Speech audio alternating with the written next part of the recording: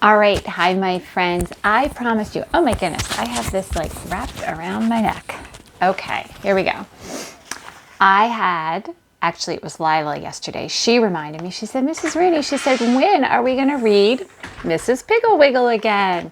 And I thought, you know what, as a Friday treat, and I had put Mrs.Piggle Wiggle aside and it just dawned on me the other day. So I thought about it too. So I'm glad Lila brought it up this morning. So you can all thank Lila for reminding me, because here is Mrs.Piggle Wiggle. All right, we are on chapter 7, the slow eater, tiny bite taker cure. Once upon a time, there was a little boy named Alan. He had curly brown hair and sturdy legs and a very shiny smile. One morning, he sat down to breakfast, but instead of picking up his spoon and eating his cereal and milk like a good little boy, he took a fork and he started to eat his cereal piece by piece. When his mother, certain that he had eaten all of his cereal, brought him his egg, he was still only on his 11th piece of cereal. His mother said, "My goodness, you are pokey this morning, dear." Then she noticed that he was eating his cereal with a fork. So she took the fork away and handed him a spoon, saying, "Now then, eat properly or hurry, your egg will get cold."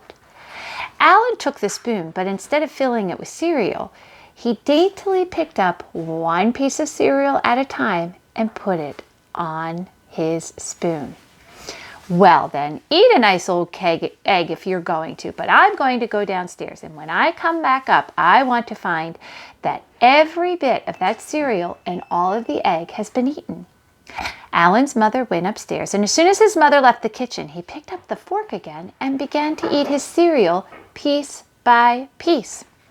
He was so interested in his little bitty bites that he didn't hear his mother come in, and was very surprised when she suddenly whisked his breakfast away and sent him marching up to his room. At lunchtime, Alan's mother made cream of tomato soup. This is normally his very favorite type of soup, but Alan, instead of eating it up quickly and asking for more, began to break little pieces of cracker into his soup. At 2 o'clock, his mother stopped the little cracker crumb chase and cleared the table and sent Alan up for a nap. At dinner that night, Alan cut his meat into such small, teeny tiny pieces that his father looked over at him and said, "Would you like to borrow my magnifying glass? Because I'm sure you're going to need it to find those pieces of meat on your plate." Alan's mother said, "He's been like this all day, eating his cereal piece by piece, floating teeny tiny little pieces of cracker in his soup, and now, one by one, look at how he's cutting his meat. What is the matter with you, Alan?" Alan smiled his shining smile and said, "I guess I'm just a slow eater. I'll choke if I take larger bites." His mother said, "Nonsense, you were all right yesterday." Alan said sadly, "Yes, Mother, but that was yesterday." The next morning he had not improved a bit. In fact, he took the smallest, slowest bites imaginable, and to make matters worse, he sighed and gazed all around the room between each bite. As a mother, I would be going crazy at this point. Alan's mother was very distressed, and not knowing what else to do, she called her friend Mrs. Crankmore. "Good morning, Mrs. Crankmore," said Alan's mother. "This is Alan's mother, and I called to ask you if you've ever had any difficulty with Weatherall about his eating." "Difficulty," said Mrs. Crankminer. "Just what kind of eating difficulty do you mean?" "Well," said Alan's mother, "Alan has suddenly taken to eating so slowly." "Goodness gracious, is the child ill?" asked Mrs. Crankmore. "No, he says that he feels well." Mrs. Crankminer said, "I certainly have no complaint about Weatherall's eating." Then Alan's mother decided to call Patsy's mother. She said, "Does Patsy eat everything that is put in front of her quickly and without any urging?" Patsy's mother said, "Well, yes, why?" "Well," said Alan's mother, "Alan has taken to eating like a little scared mosquito, and I don't know what to do." Patsy's mother said, "I would call Mrs. Piggle Wiggle, she'll know what to do. You remember how she cured Patsy's radish cure. Remember she put the seeds in her and because she wouldn't take a bath and she started to grow radishes? Alan's mother was delighted. She said, "Oh, of course I do, and I will call Mrs. Piggle Wiggle right now." And she did. Mrs. Piggle Wiggle said, "So, Alan has become a slow eater, tiny bite taker, has he? I thought he looked a little pale this afternoon."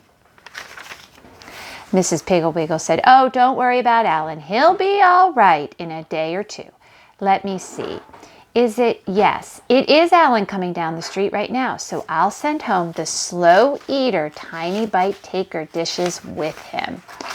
Use the largest set for Alan's dinner tonight, the medium size for his meals tomorrow, the small size the next day, and the very small plates the last day.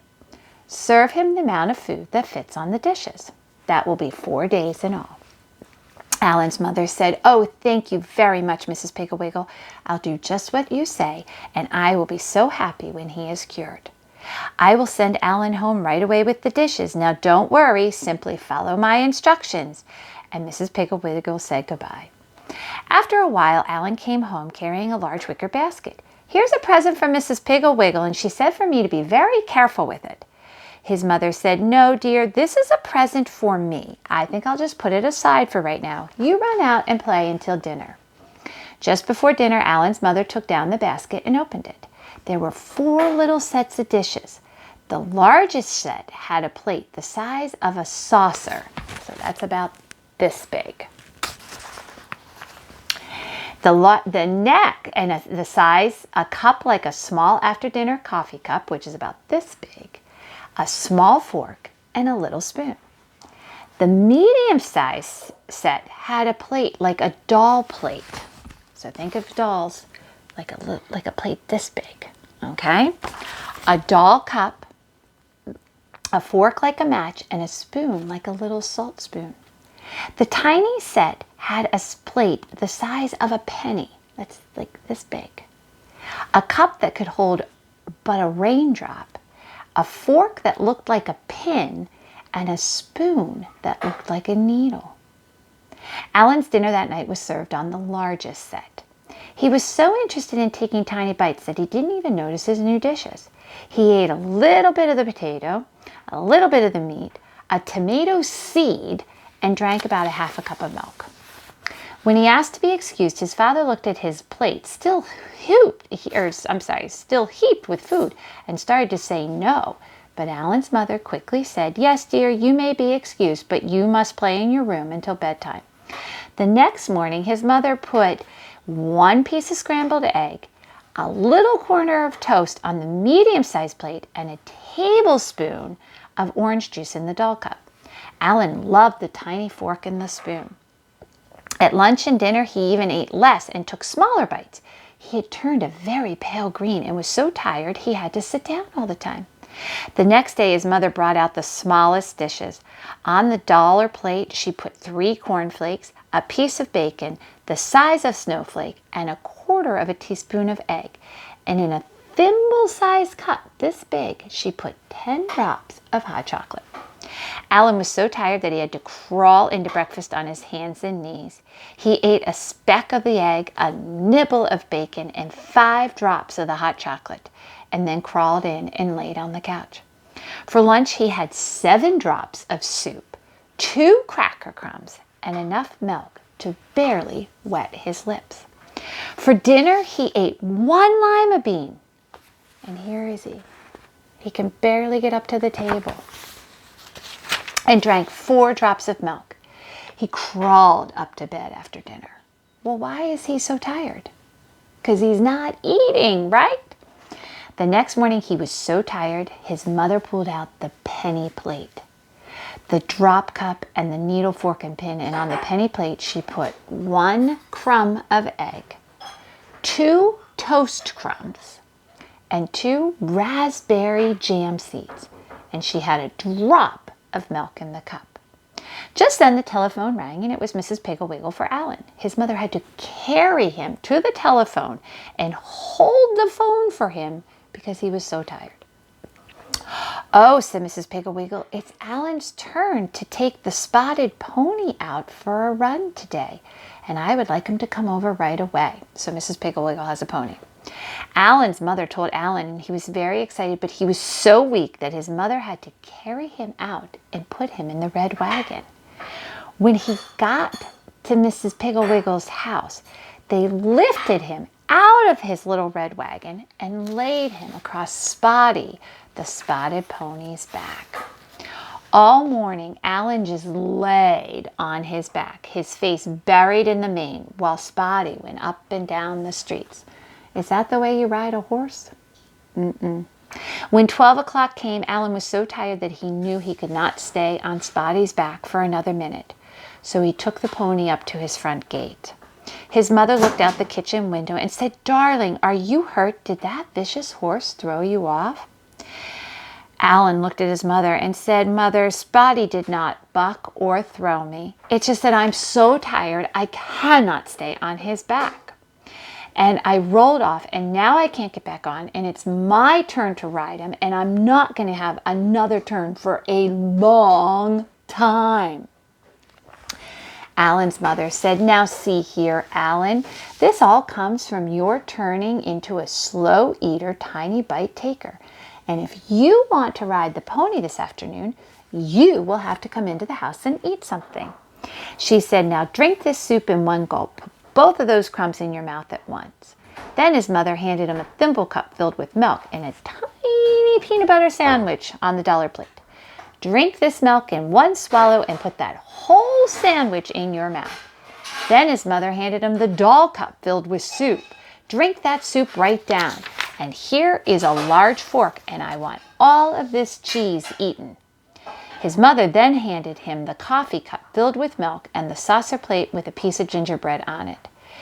Alan took 3 hungry bites and big swishing gulps, and the dishes were empty. "Do you feel better now?" said his mother. "Have you had enough lunch?" Alan said, "Oh, I feel so much better, Mother, but I'm still very hungry. May I please have a large bowl of soup and a large glass of milk?" "Of course, dear," said his mother, and she filled it all up quickly. Alan ate every drop of soup and drank every drop of milk, and then jumped up from the table saying, "Oh, Mother, I bet Spotty's hungry. Shall I take him some soup too?" "No, dear," said his mother. "I think that the pony, Spotty, would prefer an apple and maybe some lumps of sugar." So they fed Spotty, and then Alan climbed on his back and rode proudly away, sitting up very straight and holding on to the reins and riding Spotty the pony all throughout the neighborhood. When he reached the corner by Patsy's house, his mother called him to come back, and she came out with the basket of the slow eater, tiny bite taker dishes. Would you mind returning these to Mrs. Piggle Wiggle?" she asked. "Not at all," said Alan. "Just hand me the basket." And he carefully arranged the basket, kissed his mother, clucked to Spotty, and away they went in a very slow walk toward Mrs. Piggle Wiggle's house. Did Alan learn his lesson? Does he need to not be a slow eater, tiny bite taker? Absolutely. He didn't have enough energy to go ride Spotty the spotted pony, and it was his turn, and he wasn't going to get another turn, so he needed to eat, right? Exactly. So sometimes that happens in our house. People are very slow eaters, and you need to eat, and Alan learned that lesson. All right, so our next chapter, actually it's our last chapter in the book, and we'll do it next week, is the Fighter Quarreler's Cure.